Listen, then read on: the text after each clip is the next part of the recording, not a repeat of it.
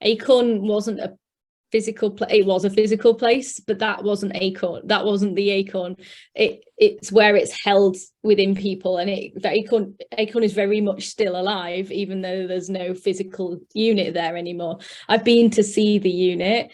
Actually, last year I went and peered through the windows. Obviously, the hospital is closed now, and it wasn't Acorn. It wasn't Acorn that I was looking at, because Acorn is elsewhere now. Acorn is living in all the staff and the service users that were involved in it. Hi, I'm Naomi Murphy, and this is the Locked Up Living podcast, where we talk with a wide range of people about harsh aspects of institutional life. We also explore some of the ways to overcome them and to grow and develop. I'm David Jones. So join us every Wednesday morning, 6 o'clock UK time, for a fresh podcast. I met our guest, Ellie Wildbore, when she presented her research at an online community meeting I facilitate. She'd previously presented at the recent Big Spud conference. Ellie is a lived experience expert, and her research is on the effect of being in a therapeutic community 4 years later. The TC in focus is the Acorn service, which was a part of the now sadly almost entirely closed retreat in York. Welcome, Ellie. Hi, thank you for having me. Hi, Ellie. Really nice to meet you. Really pleased that you could join us today. Could you begin by introducing yourself and telling us a little bit about how you got to the point where you were doing this research project that you're working on at the moment? Yeah, so I'm Ellie Wildbore. I'm from Sheffield, and I'm 35. And I'm someone who has been living with mental health problems for over 2 decades, and have a long history with mental health services, in and out of hospital, lots of things not working necessarily. And in 2016, I was fortunate enough, because this is not an opportunity given to many, to be admitted to the Acorn programme at the retreat in York, which is a year-long therapeutic community programme for women with borderline personality disorder, trauma.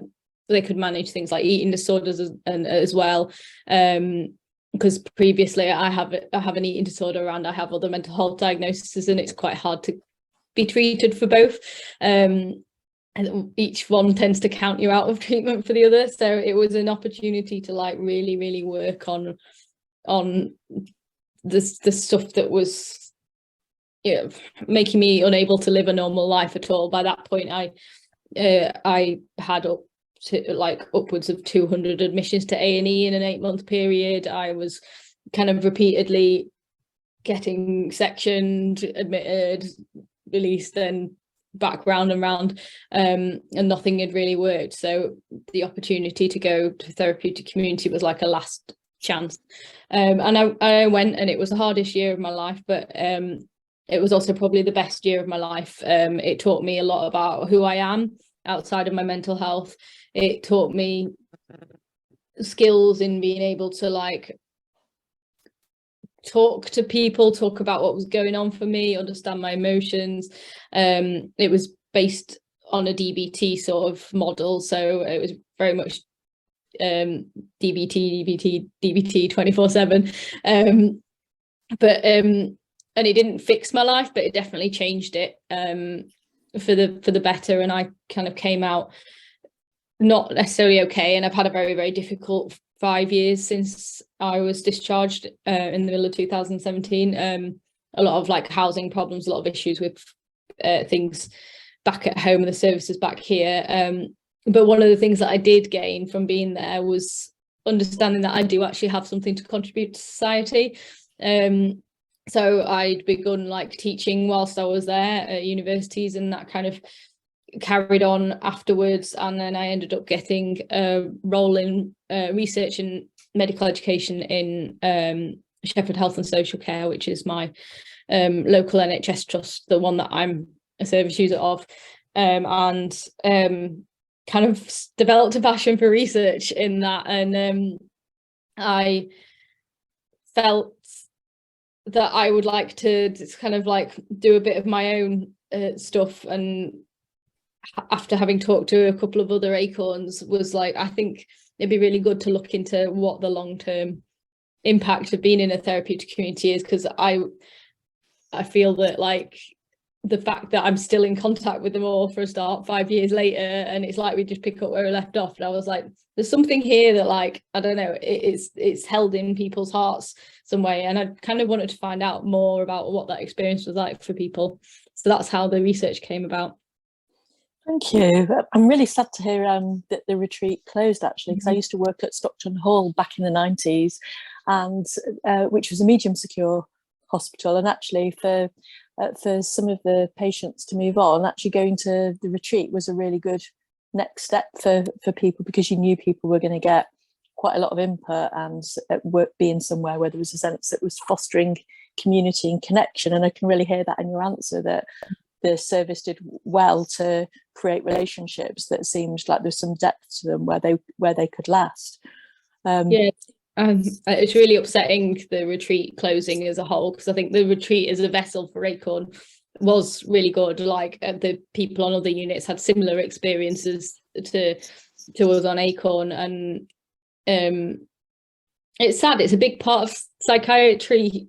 Like if you look at any history of psychiatry book, the retreat is there mentioned as like the first time people were doing things not in an asylum sort of way. And it's really sad, because I don't see a lot of the values and things from the retreat like elsewhere. So it is sad, and that was another reason that I wanted to do this research, because I think it's important that people know that there's a legacy from things like the retreat and Acorn.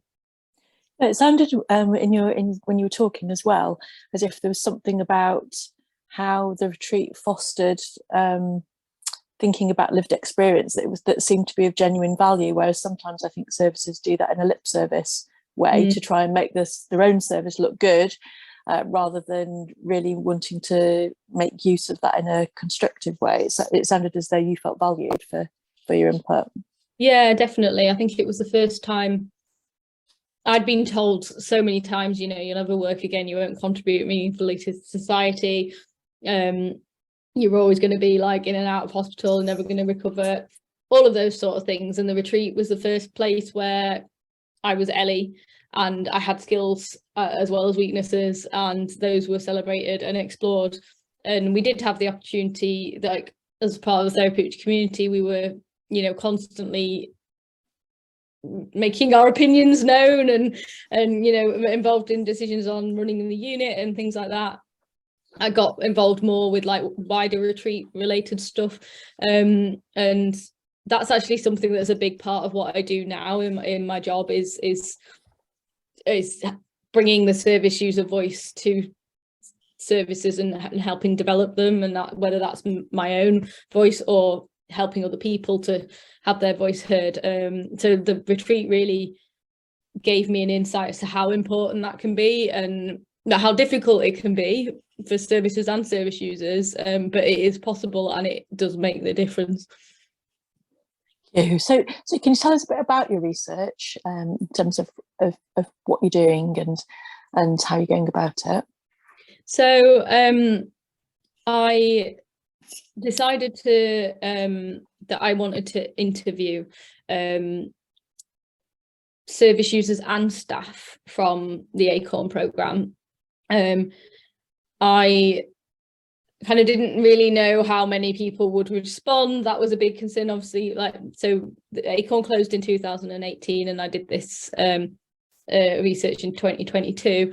So it was 4 years since it had closed, and I didn't know what the response would be at all. So I kind of was going into it with an open mind that I might not get much, or I initially sent out a questionnaire, and I asked people various questions, but also put at the bottom I'd really like to interview some people to talk about their answers more, if you're willing. I expected only a couple of people to respond, even less to be willing to interview. I actually got something I think like 14 responses in the first like 48 hours, which was shocking. Like 4 years after this is finished, like everybody's elsewhere, staff have moved on, service users have moved on. So straight away I got people interested, filling it in, really like going into quite a bit of depth as well about stuff.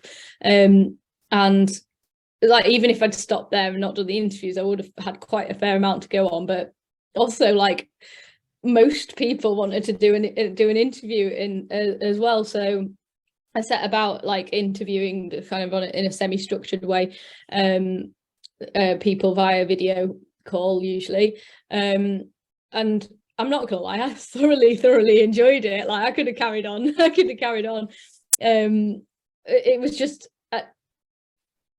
that sort of thing that I thought was there, that feeling of Acorn still lives on inside people. Just as soon as I started conversations with people, it was there, it was living inside of them. And a lot of the people, particularly the staff that I interviewed, were people who weren't at Acorn when I was at Acorn, so I'd never met them before. Our only connection was that we'd been at Acorn at some point along its timeline, and some of the staff were there from when it had first set up, and some were there like at the end, like so anywhere in the middle. And it just straight away I was like, yeah, this does leave an impact. And so I had those conversations. They were really good, and then I kind of set about like doing a sort of like thematic analysis of what was brought to me, which took quite a while as one person doing that, and drew out some themes about the impact, basically, both positive and negative, and it was, it's been really interesting. So that's how I did it. Yeah, it was very low budget, like no budget basically.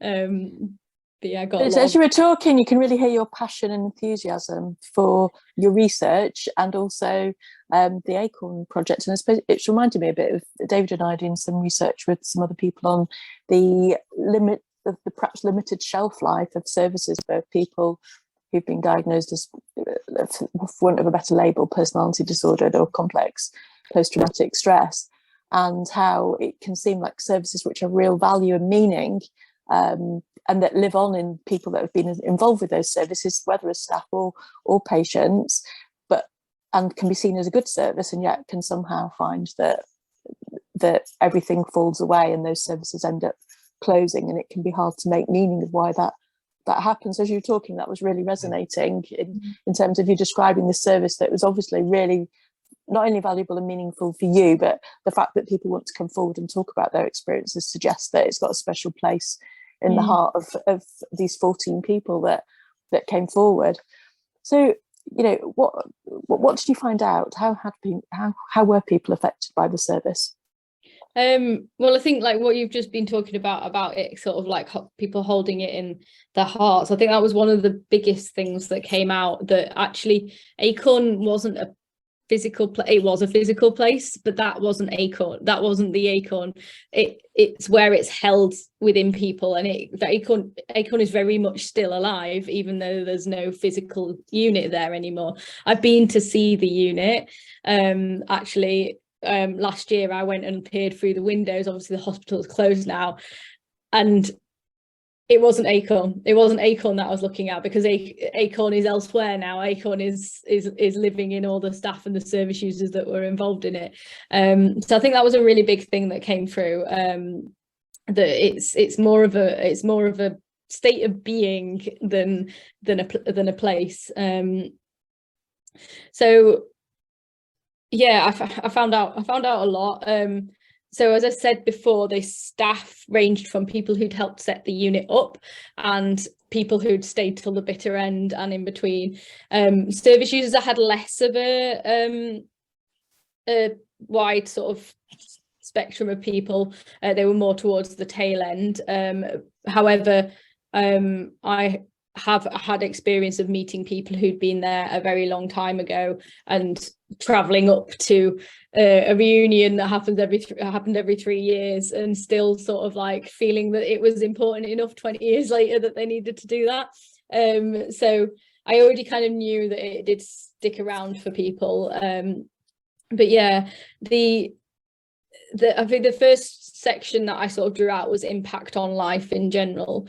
So everybody sort of like reported how proud they were of being part of Acorn and how it sort of impacted everything they did in the future, whether that was like professional, personal, relationships. It brought them food for thought, and they were a lot more sort of like curious about things, didn't just launch into things, could like sit back and take a better view point before jumping into something.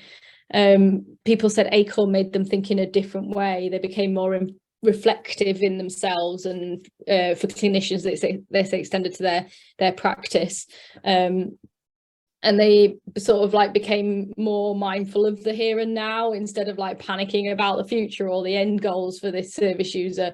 They maybe were thinking, actually we need to look right here and now. A massive thing, and this was for the staff as well as the service users, but I think particularly poignant for the service users, is the feeling of belonging and togetherness that you get on Acorn and in a therapeutic community in general. Like for a lot of us, it was the first time we'd had somewhere to belong, and had people at our sides who were supporting us, and that like brought a sense of security and comfort, and that therefore meant that you could sort of tackle harder issues because you felt secure in that belonging. So that was really, really important, and something that staff noticeably missed in their on their roles after Acorn. They never felt quite as much part of a team. Learning was another thing. Like Acorn is a learning experience every single day for staff, service user, and it is when you leave, like that carries on. There's learning that mistakes are okay. In fact, they're actually quite useful if you sit back and look at what happened and think about how you might change that in the future. It's definitely something I learned, that it's okay to fall down. I'm a roller skater, and actually like I kind of learned with roller skating that you need to let yourself fall and be okay with falling, so that you can actually become a good skater. If you're a skater who's going to be like, I'm never going to fall, you're never going to be a good skater. You're never going to be like relaxed into it. And I think it's very much the same. It was the same on Acorn. It was like, mistakes are okay, they're not a bad thing, and a lot of us had been taught that mistakes were a bad thing and were to be punished, but actually they're learning opportunities. So that was a big one, learning. Sort of shared responsibility as well, of like risks and things like that.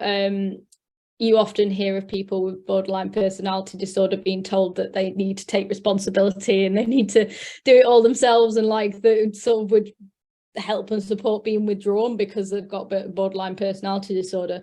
But like the importance of actually that being something that's held by staff members and by service users and working in collaboration is going to help, that was really, really important. And that like led into the sort of positive risk taking stuff. So we on Acorn didn't have, like, we could have a machete in our rooms if we wanted, but as long as we could promise that we'd be safe not using it, and we had the options to hand things in if we felt that they were unsafe, rather than them being taken off you, which kind of like further leads to like a sense of lack of control. And I know for me that can escalate my self-harming behavior.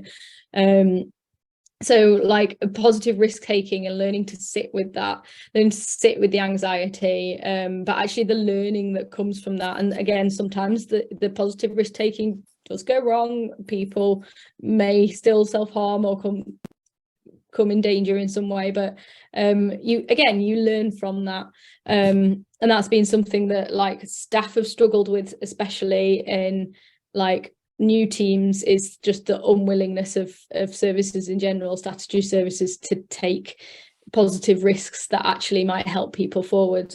And with service users, it again, if I know I've been in the position where I have been in like care homes and stuff since, or people might be in hospital and they're back at that situation where everything's taken off you, and it just doesn't help. So positive risk taking was a really, really big one. And yeah, self-worth was a big one. Again, goes back to that belongingness. A lot of us came with zero self-esteem, zero knowledge of who we were, and that was something that was built up. People were like, before Acorn, I felt I was worthless and insignificant, but it helped them find some self-worth. And then lastly in that area was like impact on like understanding trauma and self-destructive behaviours. It often was the first time where people were in a trauma-informed environment, and like that helped people to sort of like start to learn how to manage those things. And a lot of us, like, we weren't the sort of people who holding an ice cube would help stop us self-harming or drawing on our arms in red pen. Like I definitely thought I was a bit of a failure because I couldn't recover from from that. It didn't help. But I think on Acorn we kind of like got to understand how that like maybe related back to our past experiences and stuff. And the staff reported that it was very helpful in terms of looking at someone holistically and not taking behaviors that might be stressful and anxiety provoking, like to understand more what's going on deep down. So that was the life impacts. And then there was a lot of stuff around interacting with others. Again, often people had not had the opportunity or weren't able to do that. Interpersonal effectiveness is a skill that is taught in DBT, and I used to find it really frustrating actually that we'd be there like arguing about like Acorn problems, like who's doing the washing up, or like why are people leaving cups out on the side. I used to find it really, really frustrating that we'd spend time in groups on that and not on stuff that felt like it was more important. But actually, I totally underestimated how useful it was to have the opportunity to like challenge others, to advocate for what I felt was right or whatever, because I've had to use those skills so much since I came back home out of Acorn, especially in terms of advocating for my care. And other people like echoed that, like it felt kind of pointless and frustrating at the time, but actually it was a safe environment in which to learn to challenge people. The importance of like working together, kind of that still carried on for people.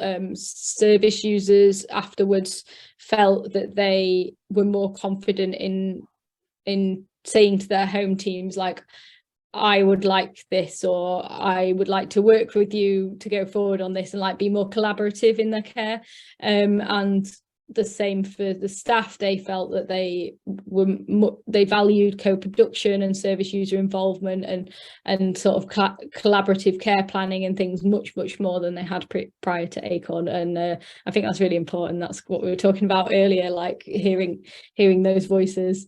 And I think things like openness and the ability to communicate more effectively and kind of be a bit vulnerable, like the staff would check in groups and bringing that vulnerability sometimes that maybe they weren't having a great day was helpful for us to understand that actually not like just because you're a professional doesn't mean that you aren't a human being. Like what I think I'd been aiming for some sort of like perfection thing, and actually nobody is at that point.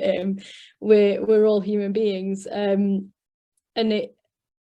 again it's sort of like being more open about emotions and articulating them was really, really helpful. I can remember going and being like, I don't need to know about emotions, there's just happy, sad and scared, and that's fine. And then by the end I was like able to like break down all the different emotions that I might be feeling, how they might feel in my body and stuff like that. So there was a lot of stuff about understanding emotions and the impacts of those on other people, and or empathizing with someone else's emotions as well, another thing that we maybe hadn't had opportunities to do. And ultimately also the impact of your actions on other people. A lot of people had quite siloed circumstances. When you're in an NHS ward, you don't know what's going on with other people. If you self-harm, the impact is on you, not, well, you don't get talked to about any other impact, whereas actually if that happened on Acorn, we'd have an emergency meeting, we'd talk about it. People would say, Ellie, I am actually really disappointed in you because you promised that you weren't going to self-harm, and you have, and I feel let down because of that. And like, people, it was hard, it was really, really hard to hear that sort of stuff, but actually really important to hear that. And it wasn't in a way that you sometimes get in like in community mental health services, where you're sort of like accused maybe as a time waster or attention seeking. That wasn't the feedback you were getting. It was just, actually, this is just really hard as someone who cares for you. Seeing this happen is really, really hard. And yeah, I think that was really useful.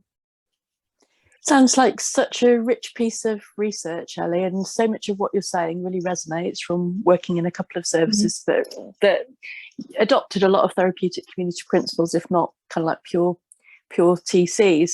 But I'm really struck by the similarities of experience of staff and patient and service users that are coming through of both groups of people having a similar experience of learning and growth and belonging. And you can only think that when their staff move on, that's also a good thing for them taking those skills to another place. So, you know, what a shame to have lost such a valuable resource for service users, but also for staff in terms of their development. Yeah, I think a lot of the staff said it was like one of the probably the area in their professional life where they grew and developed the most, and that like they bring some of that like into their current roles. So in a way, as I said, Acorn is still alive. It's been spread about in different ways, but it is being spread about. There was some negative impacts as well, if you'd like me to talk about those. Yeah, that would be useful to hear as well. Yeah, so there were negatives, not as many as there were sort of more positive and stuff, but there were some negatives. The first one being actually that nothing lives up to Acorn. Nothing is like quite the same. You're never going to like have that transparency, that sort of time to reflect, that bond with other people. I know it's something that I quite recently actually have been in a group program for eating disorders, and I found quite frustrating that we were all expected to be in this group together, but also like not know anything about each other. It was all our own journey, and that I couldn't do that. I literally couldn't do that. I've been too primed by Acorn to be like curious about what's going on and like being transparent about things. And yeah, so it is really difficult, and I think staff found that really hard. Like not comparing services with Acorn, and it's a lot of the service users mentioned that they sort of like it made them more frustrated with the inadequacy of mental health services. So yeah, that it was a victim of its own success there a little bit, I think. There was a lot of sort of talks, particularly from service users, around there being too much pressure on the unit, and they felt that sometimes they did have too much involvement in people's care, in their trauma, and treatment decisions. We had to make some quite difficult decisions about whether or not people came to the unit at times. And one time we made that decision that somebody wasn't ready for the unit, and they actually went and jumped off a 3-story building because of the news. And like they were alive, but that was really, really hard to sit with, knowing we'd made that decision. And as I said, we're not clinicians, we're not trained, like that was really hard. And it was felt that sometimes that could be too intense, and then what maybe there needed to be a point where it was sort of like, this is too much now, we need to take this elsewhere. And staff sort of reported that it was kind of all consuming, that quite often they weren't engaged in their home lives as much as they wanted to be, because they'd be still mentally in Acorn after the end of the day of work and worrying about what was going to happen tomorrow. So that was a bit of a detrimental effect. And as I mentioned, like traumatic memories, like there were traumatic times on the unit. We did see and be involved in things that were difficult, and like that's, some people reported that that kind of brought a hypervigilance into their life every day because they'd experienced that.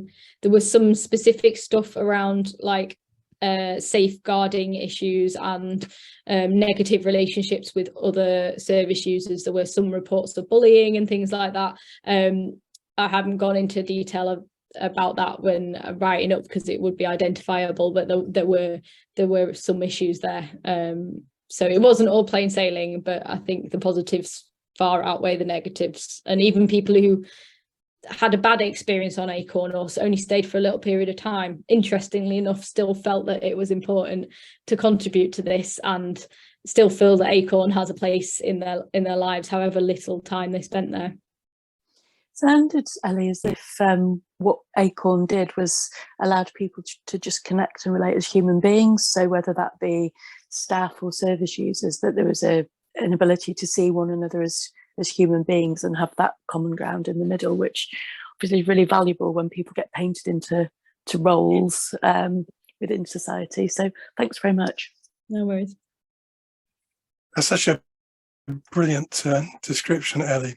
And as Naomi has already indicated, really, when we started thinking about doing this podcast, which is over 2 years ago now, we were exactly thinking, what is it about some places that means that they live on in the minds of the people who have participated?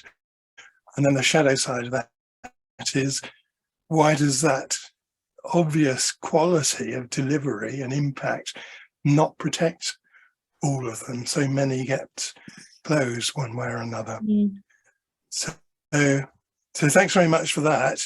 And you've already given a brilliant description of your research. How would you sum it up, just in conclusion? So my question was, is there an impact? Is there a lasting impact? Yes. That was a very, very clear yes. And it's long lasting and it's significant. A lot of people said they don't go a day without thinking of Acorn or something to do with Acorn. And I think the fact that people responded so quickly and willingly shows how much it's at the forefront of people's minds. Some of the people I interviewed had left in 2009, so it was over a decade before I did the interviews, and they still straight away were like, I need to talk about this. I want the opportunity to talk about Acorn.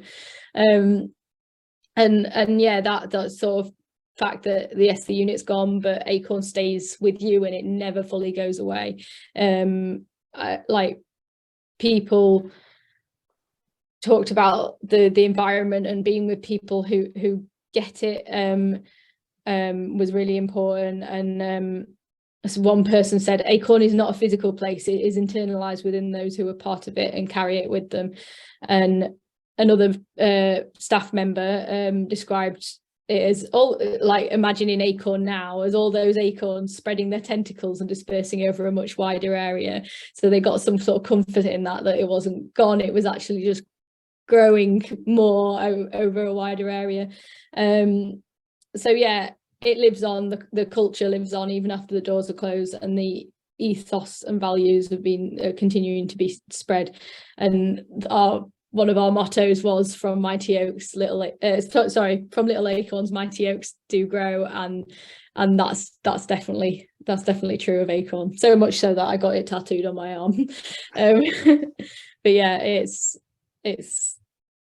yeah, very, very significant. And I'm just keen to get this word out there so that hopefully the therapeutic communities go around in circles, they come in fashion and they go out of fashion, and I'm hoping that doing something like this helps people when they're like, oh, maybe this is a good idea again. They've got some sort of evidence that actually, yes, it is, and it can have a really significant effect. Thank you. So you've obviously been very, very immersed in Acorn and continue to be so. You must have been pretty cross when it closed. How did you manage to keep a balance when undertaking the research, or perhaps you didn't even think that was necessary? Yeah, I think So for a start, the closure of Acorn was really difficult. I was still in the graduate group, so we could meet once a month for up to a year after we left, and that was always something that I had valued. It was really helpful. I also was looking forward to the 3 yearly reunions that happened, and that sort of knowing that Acorn was there, the physical place was there, was really important. And then all of a sudden it wasn't going to be, and I remember being really, really anxious about that, because at that point I didn't understand that yes, it does live on.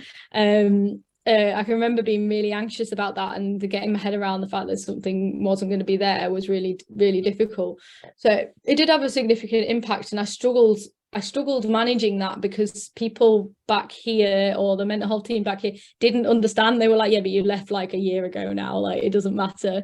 And I think doing things like, I went to the annual forum meeting of the communities a couple of months after Acorn closed, and that was one of the things that came up in the sort of opening meeting. People were talking about how they felt about that, and I think that was really helpful to be amongst people who understood the significance of what had happened, and talking to my Acorn friends as well. We talked a lot after that had happened.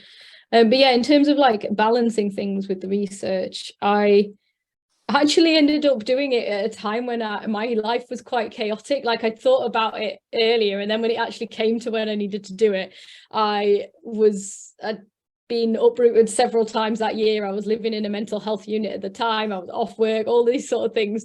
But because I'd set myself the deadline of the Big Spud conference to present it, I kind of needed to still do it. So I actually really appreciate it. It actually really helped me doing that at that time in my life, where I didn't feel I had any roots, anywhere to hold me down, because I just was being moved around everywhere. I had no control over my life, and actually doing the going through all the interviews and the analysis and writing it all up actually gave me a sense of roots in that time. So actually it worked out quite well for me personally.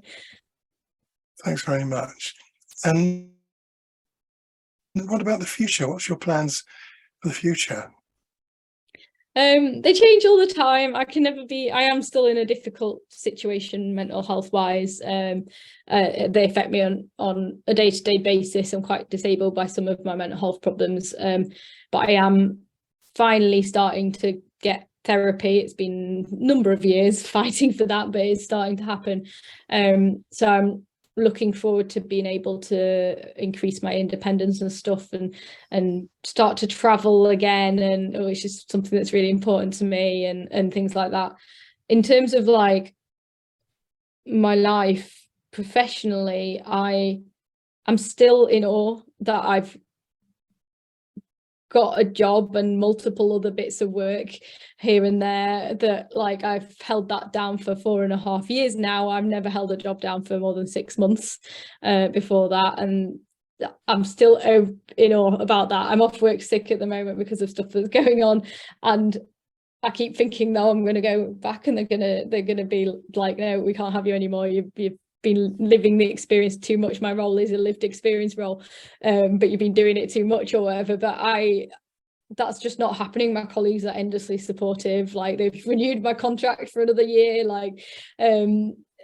So yeah, professionally things going forward, and they are going forward despite my mental health problems getting in the way, and just opportunities like this, and research has really grabbed me somewhere within my geeky heart. I'm just kind of a bit addicted to research, so I've got quite a couple of plans coming up with sort of research projects in collaboration with other people. I'm continuing doing it through my work in the NHS as well, and then I just want to see where the world takes me, if I'm honest. I've always put a lot of, I need to be doing this by X year or whatever, and that just gets me down, because inevitably something happens and I don't. But now I'm just happy treading the road and seeing where it takes me, and so far it's taken me to some pretty cool places. So yeah. So it sounds like following your interest and your curiosity is one way that you look after yourself. Do you have other ways in which you care for yourself and ensure your ongoing well-being? Yeah, the aforementioned roller skating is a big part of it. Actually, for me, that's been a massive part in reducing self-harm. So I found out on Acorn, when I looked into it a little bit more, what self-harm gave me, that one of the things that I need is a sense of risk. I need that in my life, and roller skating, so I do it in skate parks. I'm chucking myself off 10-foot ramps on teeny weeny little wheels. That's risky. It's definitely risky, but it's a more socially acceptable way of risk taking, and it's allowed me to learn to appreciate my body as the important machine it is, rather than trying to constantly damage it. I've got to take care of it. To skating, it's a heavy sport, so that's been massive, and learning that I can learn stuff. I love learning, and I learn stuff, pushing my body to the limits, but again in a socially acceptable way, and like social wise as well. Like, before I went to Acorn, my life was just other people who are in mental health units and with mental health problems. And that's really important that there are some people like that in my life, but I need a balance. And so that helps me skating. I've just got so many good friends all over the world from skating, and that's really important. And I'm appreciated in the skating community for who I am and what I bring, and actually kind of quite well known for doing that despite the mental health problems, and so that's really nice. I found my sense of belonging somewhere that I kind of needed after Acorn, so that's a big thing. I also just like doing things like gardening, making stuff from scratch. You won't be able to see on the podcast, but I've got my cat Mimi behind me, so my animals help, and yeah, just taking time sometimes to take a step back and look at things from a little bit further away, and be a bit kinder to myself. I'm still working on that, definitely, but understanding that it's okay to be like not okay sometimes. That's still an ongoing journey, but lovely. Thanks very much, Ellie. It's been really lovely talking with you. I really enjoyed. Sorry. I was saying it's been really good. Thank you for having me once again. Yeah, I really enjoyed that conversation, Ellie. It was lovely and quite moving to hear you talk about, because of that. I think that sense of experience that you have when you work in one of these kind of places or have some association with them. And so really, really moving to hear about your research. Thank you. Thank you.